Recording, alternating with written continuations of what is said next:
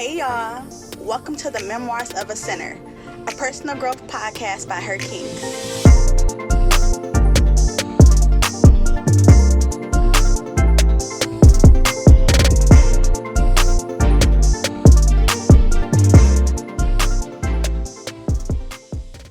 The Oxford Dictionary defines redemption as the action of saving or being saved from sin, error, or evil. Another definition is the action of regaining or gaining possession of something in exchange for payment or clearing a debt.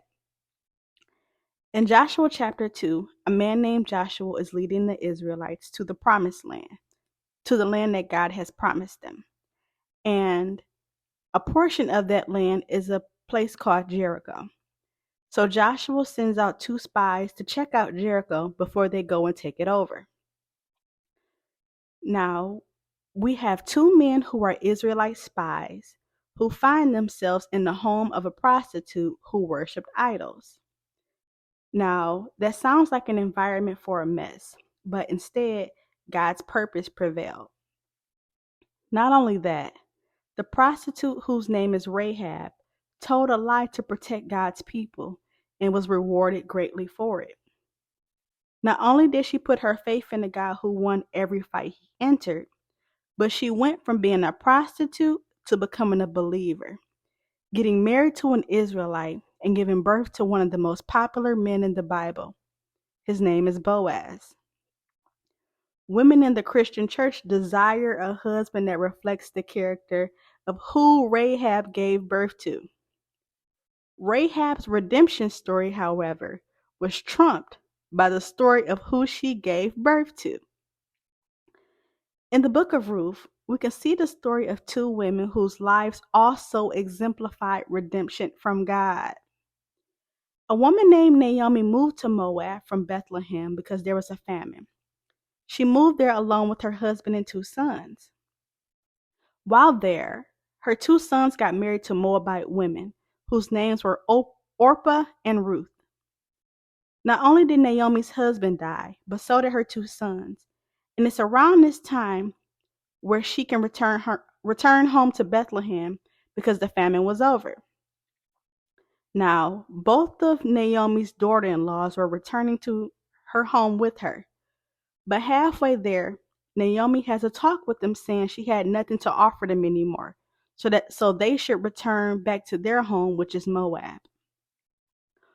Orpah goes back home with Ruth, but Ruth tells Naomi that wherever you go, I will go. Wherever you live, I will live. Your people will be my people, and your God will be my God. Because Ruth and Naomi shared a mutual loss, Ruth knew how Naomi felt, but what Naomi lost was far greater. They didn't know it at the time, but their story was far from over.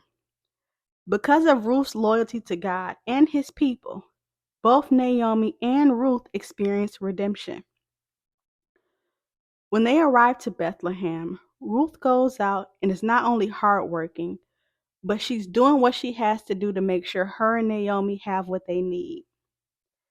Ruth meets Boaz, and he not only ensures that she is safe, but that she has more than enough for her and her mother-in-law.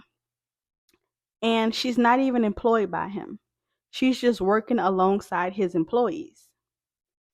When Naomi finds out who Ruth had been working for and who had been looking out for her, she realized the man was a relative and a kinsman redeemer.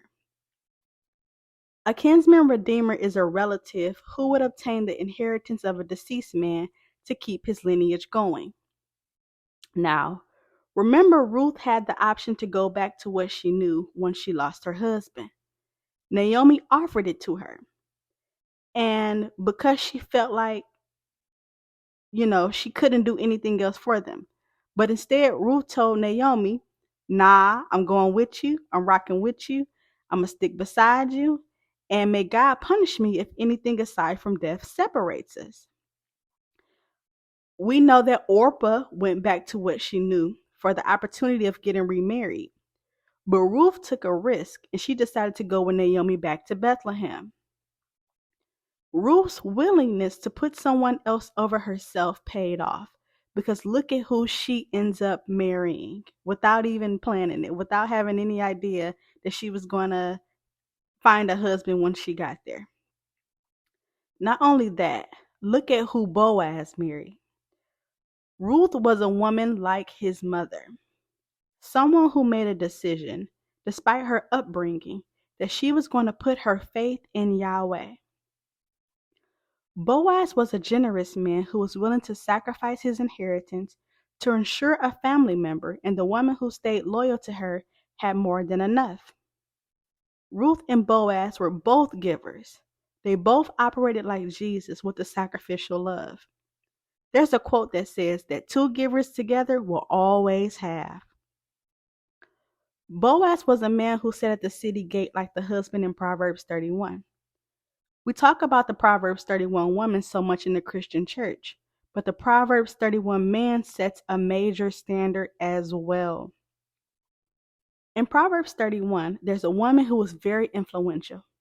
She's a leader, entrepreneur, investor, homemaker, philanthropist, who is respected and highly valued by the people around her. But by verse 23, it tells us a little about her husband.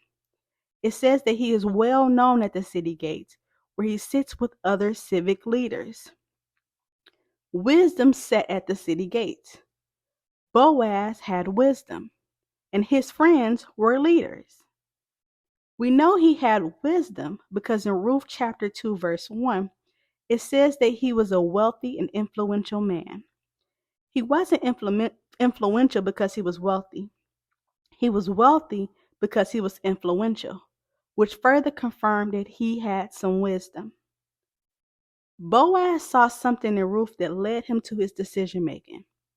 Not only was it her willingness to serve and to stay loyal to someone who wasn't benefiting her much, but in chapter 3, we see him wishing God's blessing on her because he sees she's more loyal than he thought. Boaz had been looking out for Ruth and Naomi during their time of need. And instead of Ruth positioning herself to marry a younger man, she sat at the feet of a man who was much older. Once Ruth married Boaz, the son she gave birth to not only inherited what belonged to Boaz, but everything that belonged to Naomi's husband and 2 sons that died. Ruth's son was not only the grandfather of David, a man after God's heart, but also Solomon, the wisest man to have ever lived. And most importantly, Jesus, God in the flesh. Ruth and Rahab's story show us that sin from our past lives is never too great for God to get the glory out of our redemption story. I love you all in real life.